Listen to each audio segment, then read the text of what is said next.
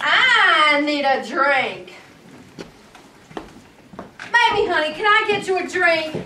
No. Yes. Since I'm in the herb garden, I should probably drink something herbal. Bring me a gin Ricky. A what? A gin Ricky. Coming right up. I'd like to say something. You go right ahead and say something, sugar. I'd just like to say, well, I just can't believe somebody actually voted against Mae Vaughn. Whoever it was must have had her reason. Or his reason. Things were so much easier when there weren't men around. We could just talk behind your backs. And I'm saying it would be nice to know that person's reason.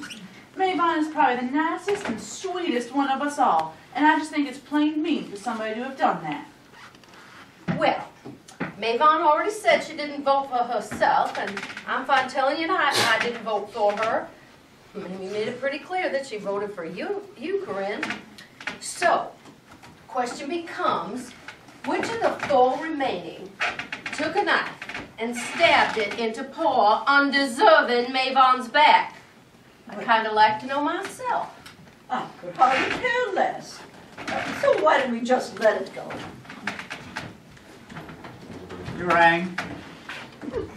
Betty wants a gin Ricky. Do you know how to make a gin Ricky? I was a bartender for 8 years. Well, I can make a dozen different kind of Rickies. Even a little Ricky. It's like a banana daiquiri, but without the rum. But now, is she allowed to drink? I mean, you just voted her off your island. I heard that. I am still a human being. Thirsty human being. And put in 2 lime halves. I like my Rickies very limey. Just like my first husband, Nigel. Yes, maybe you can have a drink. Goodbye, Arpege. You know, I hate to be a bother, but before we take another vote... Corinne, you do not have to defend me. It may be just a person who didn't like the way I graded them when they were in my class. Well, that wouldn't include me, because I went to one of those one-room schoolhouses where you got taught to the tune of a hickory stick. What are you, Flossie, 130 years old? All I'm saying is that I went to a country school. Well, same is true. So I didn't have Mae Vaughn as my teacher. I had Miss Lydia Beachy. She had this displaced hip, which kind of made her whole body list to the right. Sometimes she'd make her way to the blackboard, and she'd just end up going in a cell. Corinne? Yeah? It was me. I was the one who voted against Mae Vaughn. You? Why? Do I have to say? I thought since we were voting by secret ballot, Well, you already let that cat out of the bag, Dowd. You might as well tell us why that damn pussy was in there in the first place. Is it like Mae Vaughn said, Dad? Does this go back to when you were in the 7th grade? No, actually, Mae Vaughn was one of my favorite teachers. I really don't like doing this. Well, all right then. I guess some of our deep, dark secrets will have to remain undivulged. I know it wasn't the worst thing, but I know it really hurt Mary Catherine. I think I know. No, what? It's because I didn't go see Mary Catherine when she got so sick. It's that, isn't it? Not at all. I didn't even go see her in the hospice. Mae Vaughn was the only glitter girl who never came. Not in the hospital, not even later when I brought her home from the hospital. Did you never even call? I called at Christmas. Yes, I remember Christmas. Mary Catherine wasn't feeling up to talking. I just never understood it. You two were such good friends. I didn't mean to be so cruel, Dowd. I was afraid. I was afraid of having those same feelings that I had when I lost Jim. I lost him to cancer too, Dowd, and it nearly destroyed me. I just could not see another friend of mine slip away like that. I wonder, though, maybe if you'd made more of an effort, if you could have taken away something that might have actually helped you just by being there with her. Is that something that you learned from that bereavement class that you went to when your mother passed? Grief's a bitch. Sometimes it drops you in a hole. Sometimes it makes you want to put your fist through a wall. I don't judge you, Mayvon, but I don't judge Dowd either for being angry at the choice you made. Well, y'all might just send me to that herb garden with Mamie there. Give me what I deserve. I wouldn't blame you in the least. I did take the easy way out. I'm sorry, Dowd. I'm sorry I ran away. Well, I don't see you running away from Trudy. You're right here with all the rest of us. And this whole thing ain't easy. And I'm not just talking about Trudy dying. I'm talking about this nasty thing she's making us all do before she dies. So, do we keep talking or do we take another vote? I think I'm ready for another vote. Thank you, sir. Or ma'am. Do I have to tip you? Of course you don't have to tip. Well, thank you anyway. And thank you for the 2 lime halves. You know, you remind me of someone. I just can't put my finger on it. You know, everybody's always saying I look like somebody or another, which is kind of weird to hear because, hello? I find your look sort of unsettling. You look like a creepy department store mannequin. Thank you.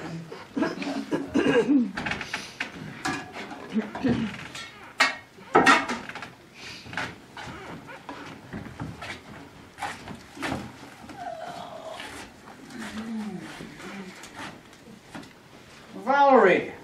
Jeez, what am I, the flavor of the damn month? Mayvon.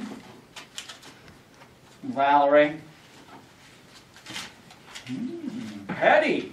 Patty, could you please shut that big hot dog mouth here, Valerie? I'm going to shut it for you. But who would vote for Patty? The only one who didn't want a legacy glitter girl sitting over there making love to a tonic and gin. I'm not in the herb garden, Val. I'm standing right here listening to every dirty little word you're saying. Then why don't you go back to all that smelly fennel and dill and leave us the hell alone? Oh, don't you worry, my pretty. I predict you're going to be joining me very, very soon. Will the 2 of you kindly shut up? Okay, just trying to count the votes, and I'm interested to know if anyone else thinks that I'm suddenly a danger to society. Yeah, where were we? That was 2 for Valerie, 1 each for Mayvon and Patty. And we have a Corinne. And we have another Mayvon. And last but not least, though in this case, least might be the best word, a 3rd Mayvon. Well, you're getting pretty good at dodging them bullets now, ain't you, Shirley? You really did vote for yourself this time, didn't you, Mayvon? Well, how do you know that, sweetie? How do we know anything about anybody? This has been a real afternoon of surprises, and honey, they aren't very good surprises. So I'll be happy to take my place out there in the herb garden with all that fennel and dill.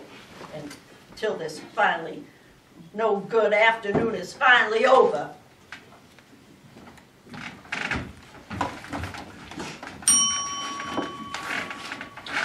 I'm right here, love. I'm sorry, Arpej, I didn't see you there. Yes, this bright red uniform does tend to blend in, don't it? I want a gin Ricky. I thought you were drinking appletini. I was, and now I want a gin Ricky.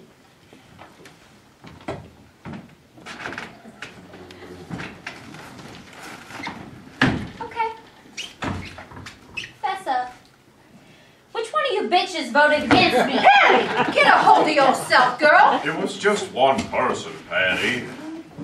That's what makes it hurt so much. That one of you stood alone against me, and I thought everyone liked me. Well, maybe that's not it at all, Sweet Pea. Maybe it's got nothing at all to do with not liking you. You said that like you knew what you were talking about. I'm just saying. Why is everybody looking at me like that? I don't know, Flossie. Here, I've been thinking it was probably Corinne. Me? Because of all those pranks Petey and I used to pull on you when we were kids. Like the time we tied you to a chair and ran off to the handyman to get some icy slushies. You just laughed it off at the time. But left deep scars, didn't it? You had a brother named Petey? Peter, he's my younger brother. When we were kids, we called him Petey. Petey and Patty, and that's fun. I had a brother named Vernon, and he had a voice like a foghorn, so we gave him the nickname Loud. As boys, we were known as Dowd and Loud. That's real funny, Dowd. Now, I'm going to tell everybody why I voted for Patty, and they're all just going to hush up about it. Do you remember my nephew from the hills that came to live with Vincent and me? Jubilee? Well, Vincent worked on his teeth. Well, Jubal had real bad teeth. Well, most people from the hills do. Well, after that was all done, well, he stayed on with us so that he could get his diploma from Hickman High. Well, over time, well, Vincent and me just started to feel like Jubal was our very own son. Well, we couldn't have any biological children, though, you know. Well, I'm kind of Vincent's sperm, but they got no tails. I remember Jubal. He ran track with Charlie, didn't he? He liked the hurdles. He also liked Patty. Liked her quite a bit, as I recall. He asked you to the junior prom with him now, didn't he? Did he? I don't remember. You don't remember? Well, he remembered. It broke his heart when you said no. He was never the same again. Flossie, that's not fair. A lot of boys asked me to the prom. Ended up going with Warren Wilburn. Yeah, well, my nephew ended up going in Georgia State Prison for armed robbery. All surprised. You're not going to tell me that just because Patty turned Jubal down for the junior prom, this launched him into a life of crime? Well, as far as I could tell, he was a real good boy until that happened. Flossie, can I be honest? He had really bad dandruff, and he smelled like scalp. You know, it was like he never ever washed his hair.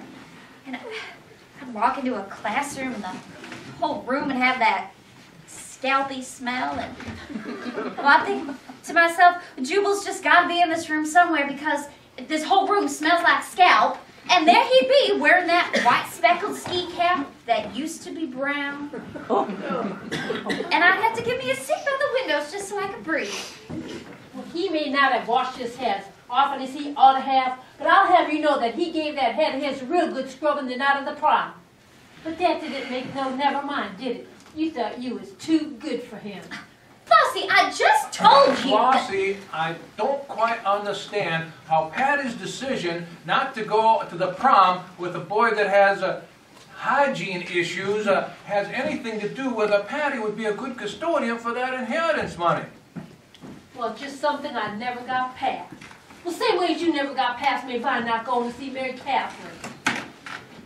Would it help if I said I was sorry? I was 16. All these boys were asking me, and it was kind of overwhelming. I didn't ask you. I wanted to, but I just couldn't get up the courage to do it. And so I went stag and I stood up against the wall with all the other boys that didn't have dates. And at one point, Jubilee and I went out and snuck a smoke together. And I can attest to the fact that he actually did wash his hair that night. Very frequent. It smelled like gardenias. That was the conditioner.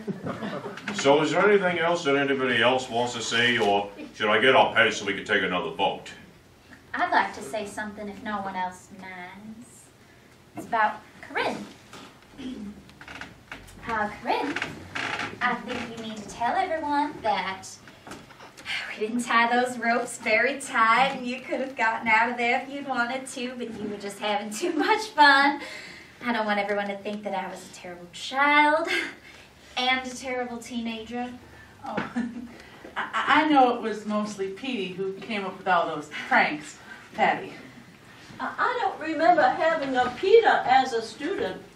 Oh, that's because my parents sent him to military school. When he grew up, he became an eco-terrorist. He sends me Christmas cards every year on elephant dung paper. Well, that was very interesting, Penny. I know things about everyone up on that porch. Things that I don't think anyone even knows. But I don't get to be useful. I have to sit there like a bump on a log. Well, maybe there are just some things that shouldn't be said. I thought the point and the idea of it all was to get everything out in the open. Is that your idea, Mamie? If that was your idea, it's a cockamamie idea. Yvonne Rosh, you made her funny.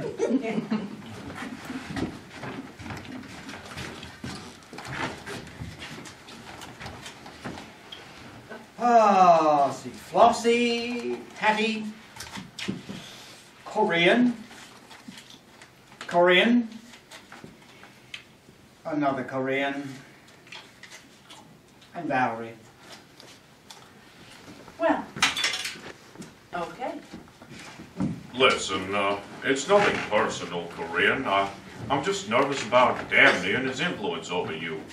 Well, it's nothing personal, Charlie. But if your mother had been here instead of you, I would have voted against her, so I guess that kind of makes us even. Now, am I supposed to ask for a gin Ricky before or after you send me over to the island of misfit toys? Corinne, you made her funny. Would you mind telling me why you would have voted against my mother? Well, I do mind, but since I happen to bring it up, you should know that it's because of your mother that Dabney lost his driver's license for over a year. For a whole year, I had to drive him to and from work, and that was when he still had a job. And that was a terrible inconvenience because of how far away it was. Why would my mother have anything to do with that? She isn't a traffic court judge. After he got picked up on that DUI, he and I went to talk to her about taking the case. I thought that since I was a glitter girl and she was a glitter girl, she would do us this favor. But she said no. Well, she must have had her reasons. Her reason was that she didn't believe Dabney when he said he hadn't been drinking. But he hadn't been drinking. He had just breathed in a little bit too much of that patio sealant he'd been using to fix our back deck, and he probably should have waited a little while before going to pick up our girls in the socket. Your mother could have gotten him off based on the fact that he was unaware that a person shouldn't fix a patio and then get right into their car. But she turned her back on us. Dabney ended up going to one of them lawyers that advertise on late night cable TV, and that was like going to nobody at all. You know, I will have a gin Ricky, and you put a little bit more gin into that Ricky if you don't mind. You know, Corinne made a point she may not even realize it. Mary Catherine and Barbara Seaburn shouldn't get off the hook just because they aren't here. I would like to know what Mary Catherine could have possibly have done that put her in everybody's crosshairs. I'm just speaking in general terms, Dowd. No, what you're doing is you're speaking in specific terms. And it's specifically about my mother. Well, not that it's an easy thing to defend her. So I'm not going to defend her. Don't we all agree that Barbara Seaburn might not be the best person to figure out how do we get a fair portion of that money? Why is that? She's a lawyer. I rest my case. I don't see how that would disqualify her from doing the right thing. What do you throw to a drowning lawyer? What? What do you throw to a drowning lawyer? His partners. Why don't sharks attack lawyers? Professional courtesy. What do dinosaurs and decent lawyers have in common? They're both extinct. Are you just going to quote the whole joke book here? I just might. Well, you do realize that Charlie's in law school, right? My condolences. Yeah. You know, I think it's time that we send our hateful friend Valerie to the herb garden. I'll tell you everything you need to know about her. She's got a big trunk full of secrets, and I have the key. Everybody knows that I used to be a stripper. Everybody knows I used to sleep around. But do they know who you slept around with? I mean, in addition to Corinne's husband, Dabney. Flossie Price, weren't you just a minute ago beating up on Mamie for spilling the beans about Dabney and me? Well, this here's a whole nother ball game, honey. There's just 5 of us left here on this here porch, and you need to be done with it. You trying to kick Valerie off the porch? Because I wouldn't. Well, of course you wouldn't. You had no problem going to see Valerie for some loving when your wife was sick.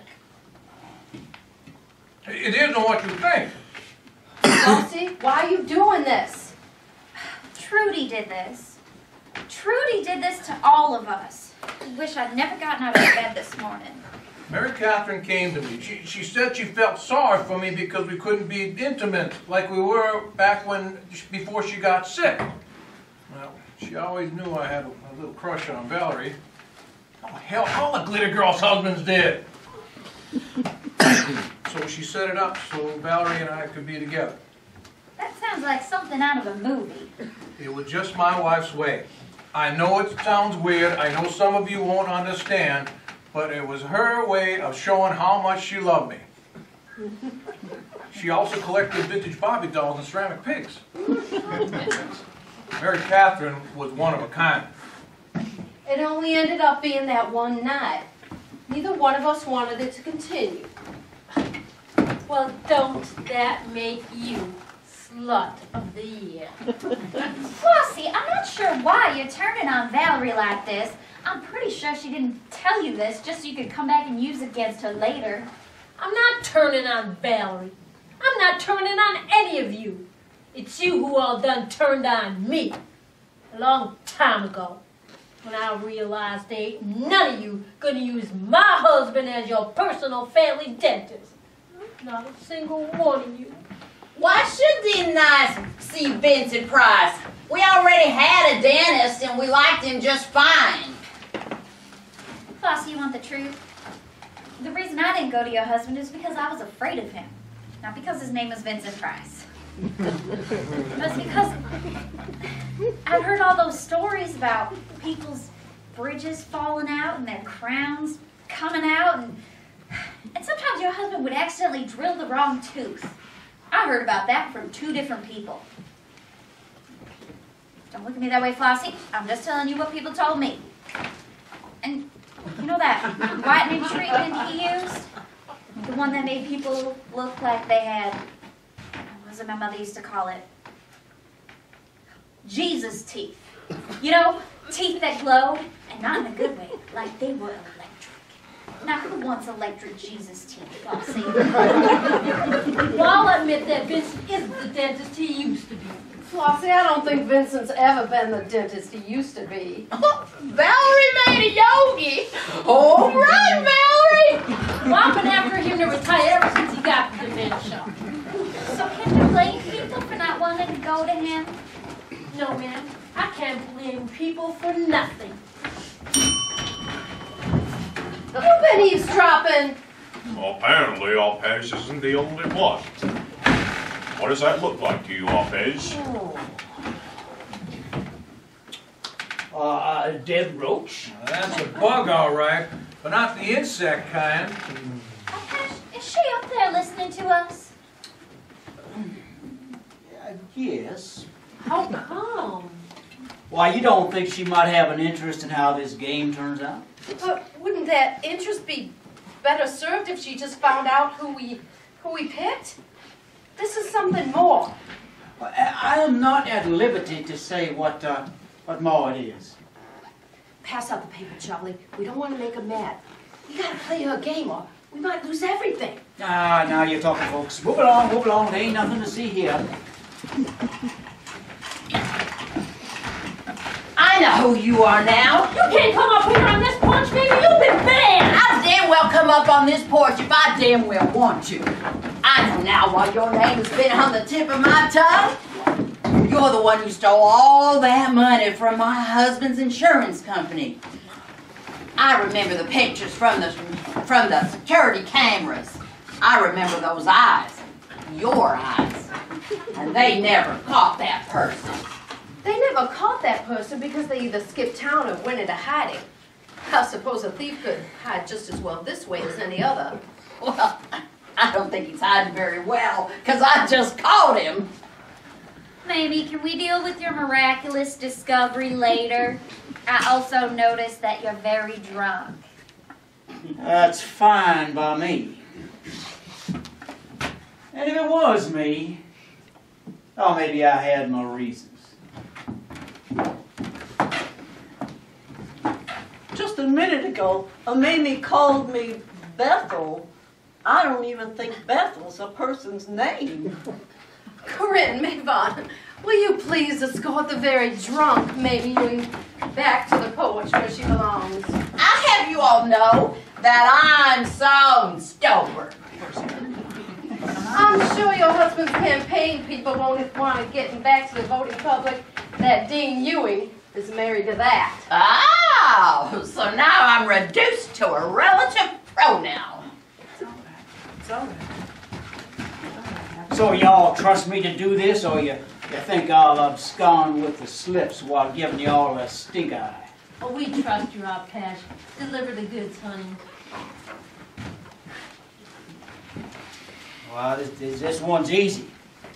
4 Flossies and 1 Patty. Ha! If Flossie didn't vote for herself, I have a very good idea who voted for me. Well, I'll have you know that I'm glad to be out of it. And I don't want no Jim Rick. I wanted Jim being neat. Did you hear what I said, thief? Is that what we're doing now? We're all taking our pot shots at old Arpege? You're not the only one.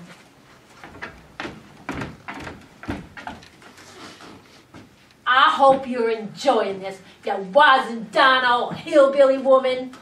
And I'm sick of your uppityness and your pridefulness, pretending like you don't know where you came from. Well, I'll tell you where you came from. The poorest, loneliest holler in the whole county.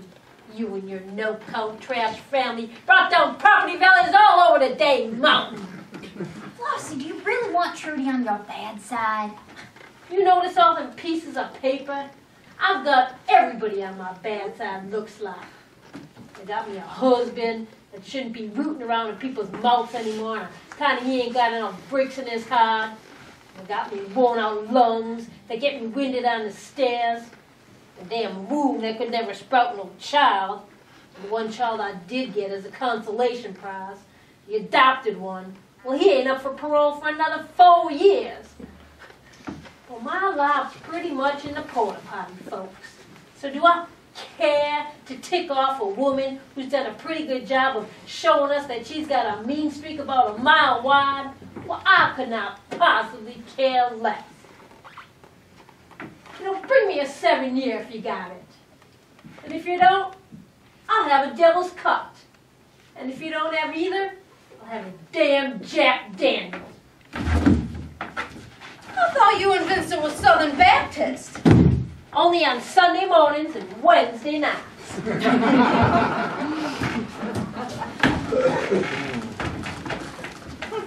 Listen, I wanted to ask you to the prom. I seriously did. I was just so shy back in those days, and I also had that terrible acne problem. Maybe you like the back of my neck so damn much because it was the only place on my body that didn't have zits on it. It's okay that you didn't ask me to the prom. Though I wish you had. Wait, are you saying you would have said yes? 6 different boys asked me and I still would have picked you. Oh, wow, well, I would have thought that. You know, and I'm not one of those people who puts down lawyers. You know, it's been lawyers who've been on the front lines of all our country's most important social struggles. I think you going into social work is a very admirable thing myself. I know that social workers work really hard and they never get paid enough for all the good work that they do. Well, thank you, Charlie. I killed my father. You what? I killed my father. I didn't mean to. It was an accident. But he fell down a flight of stairs, but I was the one responsible. I left one of my toy trucks at the top of the steps. Well, Barbara never said anything about a toy truck. She just said it was dark and he missed a step. Well, the truth is that he stepped on the Tonka truck that I had left there. I was only 6 years old and I killed my mom. That's my big horrible secret. Nobody could blame you for something like that. Oh, I blame myself. Maybe that's why I've always had issues. Well, if it makes you feel any better, I'm just fine with your issues. In fact, I wouldn't have you any other way. Wait a second. Are you having me? I just mean, I like you the way you are. You like me? I like you. Maybe we could change the subject. Could we perhaps change the subject to the fact that I like you too? I like that topic even more. I have an idea. Why don't those of us who still have a say in this just stop all this voting and talk this out until we can come to a mutual decision? Do you think the four of us here on the porch could join the four of you up there on the porch there, us in the grass? I have a better idea. Why don't the four of us on the porch join you four snakes in the grass? That sounds like a plan. I was starting to think I'd be spending the rest of my life on this porch. You sure you don't want to stay up here with all of the bacon puffs and the caviar? No, I believe that the consensus is that we move to the yard where we can speak freely, if you catch my drift. I'm sorry about your dad. Oh, thank you. It was you, wasn't it? I know you said you might have your reasons, but I just have to know. We've been wondering for years how someone could just walk into an insurance company and stick it up and then just disappear into thin air. You know, I always wondered how somebody could miss making a payment on their parents' homeowner policy by a matter of a few lousy hours, only to see them lose everything when the house goes up in flames before we can get in with the check. Now, I was wrong. Put off making that payment till the next day, but in my defense, I did call your husband to let him know. The trouble was, I couldn't understand a word his secretary was saying on the phone, and well, I hung up in frustration. Tim was always telling Roosevelt, don't answer the phone. Don't answer the phone. Roosevelt had no tongue. I always thought it was something congenital, but Dean hinted at something about a frozen flagpole when she was a girl. In any event, my husband felt terrible about your family's case. It's the worst case scenario, isn't it? So many different challenges for so many of us. Each of us has been beat up or beat down in some way or the other. Oh, Trudy doesn't understand. Trudy doesn't understand! Even though she was able to do nice things for us, it still didn't make our lives a bowl of cherries. Not for any of us. I've made a decision. Now, I'm ready to be Arnold again. Maybe you're going to let me be Arnold again without having to do any jail time? That isn't up to me, Arnold. But I have a lot of sway with my husband. I can't make any promises, but I'll see what I can do. I'll be happy to pitch in if you need an almost lawyer on your side. Well, thank you. Both of you. So, who's getting this money? The town tramp? An almost lawyer with major self-esteem issues? Someone responsible for a man's life of crime? That's not fair. You know, Jewel asks about you. Asks about you all the time. Wants to know if you still smell like honeysuckle and mountain rhyme. Or do we hand the money over to Mary Catherine's loving husband, Dowd Foster? Who was always trying to get Vincent to buy new tires sooner than he needed them. Did that happen to you too? Dean was always saying he could have sworn that they threw nails and razor-sharp shavings of sheet metal up and down Montgomery Road near the store. Can you imagine people thumping into the tire store parking lot, considering themselves lucky that their blowouts happen so close to a lo and behold tire store?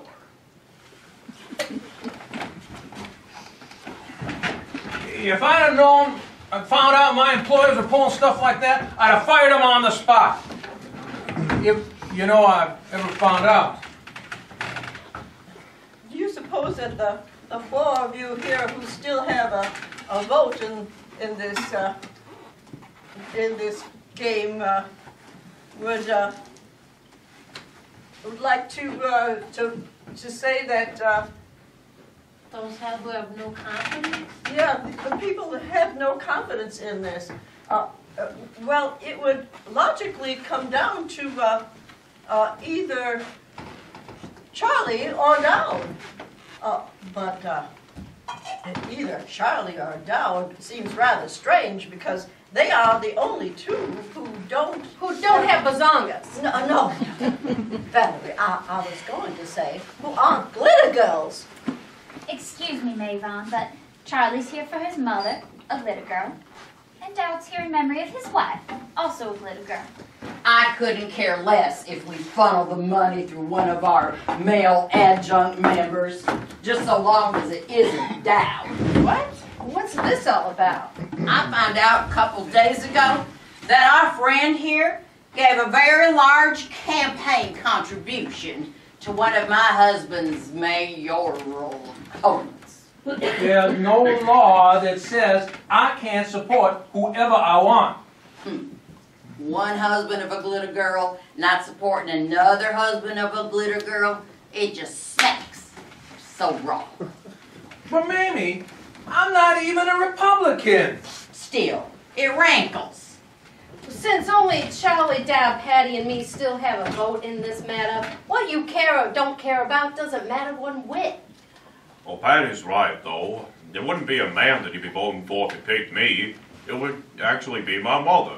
She's the glitter girl. I'm just her stand-in. And where do you think all that money would wind up? Probably in some Cayman Island bank account, no doubt. Do you honestly believe that about my mother? What's the difference between what do a mosquito and a lawyer have in common? Oh, Valerie, please. Although Mary Catherine isn't here to speak for herself, and while it might be a nice gesture to put the money in Dad's hands in her honor, I'm still more inclined to go with Charlie. Would you two like me to get you a room? Jeez. You think the only reason I want to vote for Charlie is because I like him? Oh, we do, baby child. Oh, we do. Well, all of this is getting too silly. I'll go with Charlie just to get this over with.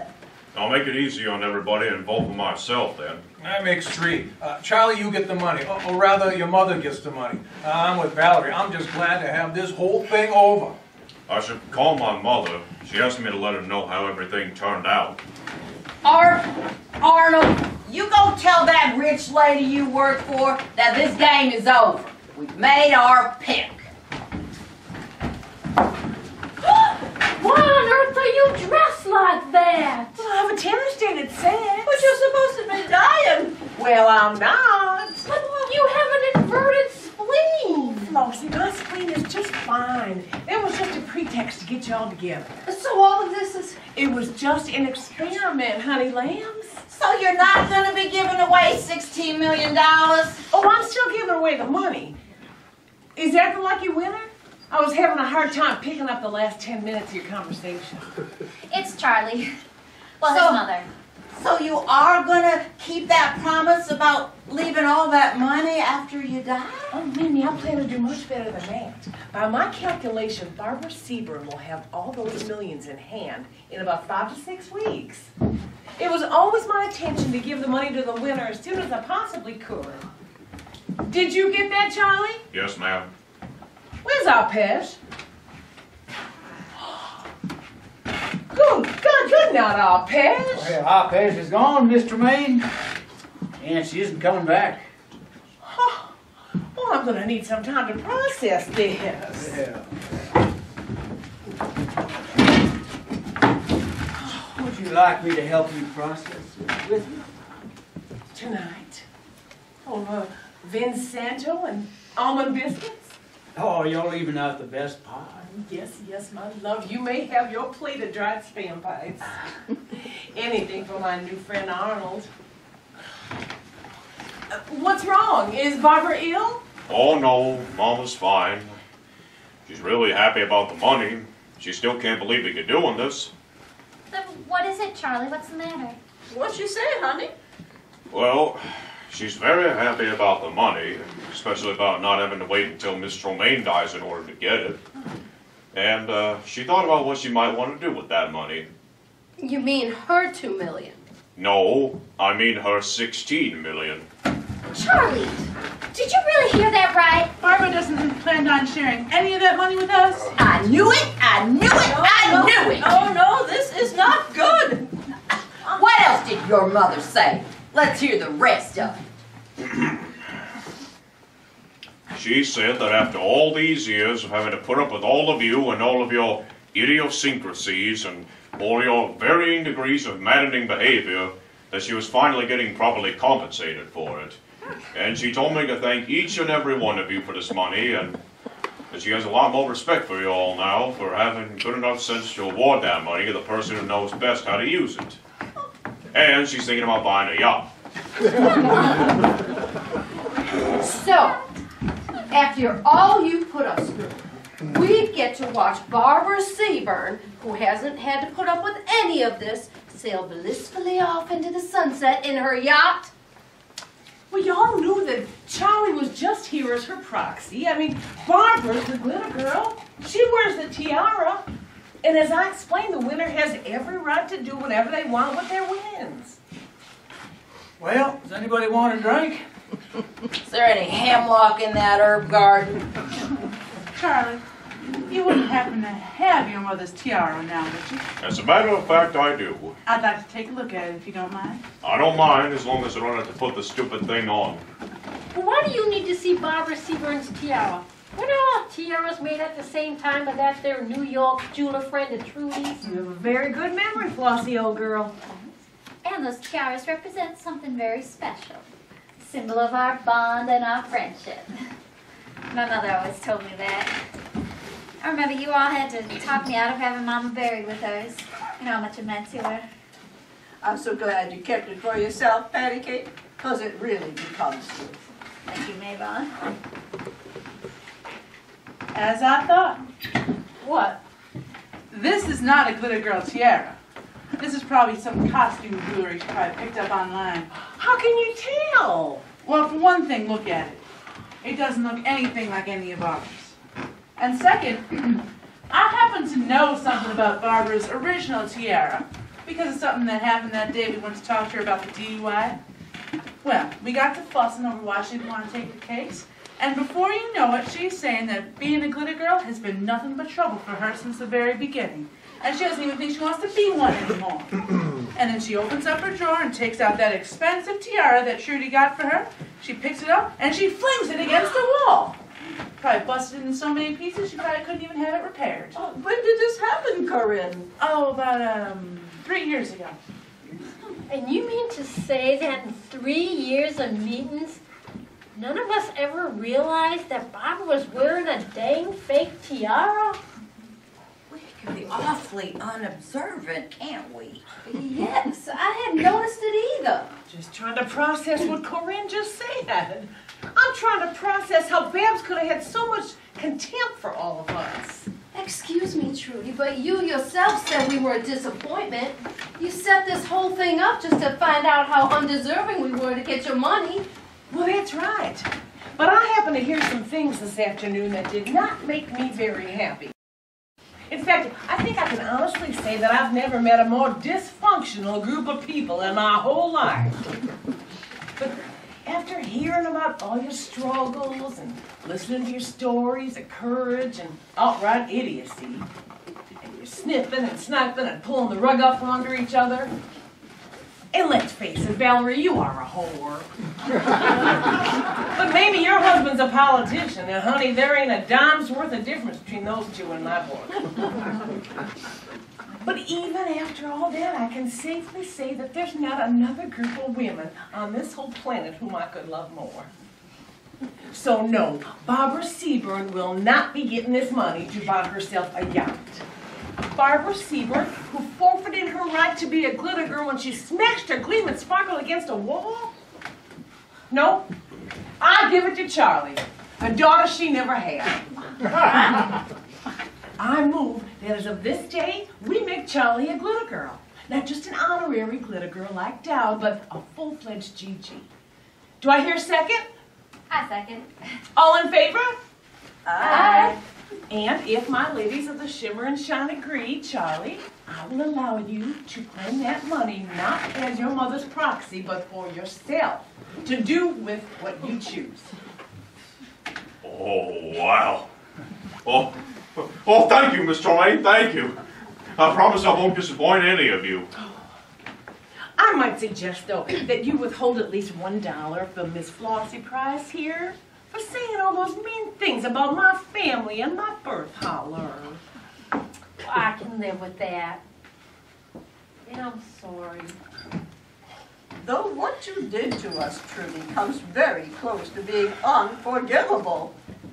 Well, I'm sure you'll all have years and years of living the high life to find it in your hearts to forgive me. So you mean what you're saying? We're not going to have to wait until you're dead to get the money? Making you wait, that would be unforgivable. We Tromaines have the long genes, and members of my family have been known to live well into their 90s. Oh, my mother's gonna have a cow when she finds out what happened here. I'm perfectly fine with that. And please tell Barbara that I will be taking all my legal business to a different law firm. And once you start your own business, Charlie, I'm going to send some of that your way. Oh, I don't think I'd like that. You wear it so nicely! How about my butler goes and makes me one of those gin rickeys everybody's been lapping up around here? Oh, coming right up, ma'am.